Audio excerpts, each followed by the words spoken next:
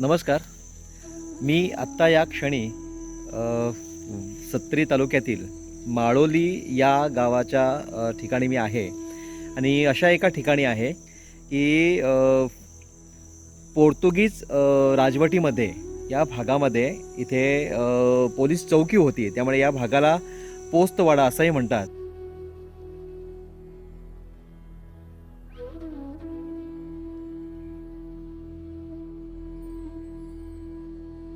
ही जी इथे दिसते आहे तुम्हाला, ही कोठडी आहे आणि असं म्हटलं जातं आणि असं सांगितलं जातं की या ठिकाणी गोवा मुक्ती संग्रामातील अनेक कैद्यांना इथे आणून त्यांनी ठेवलेलं होतं.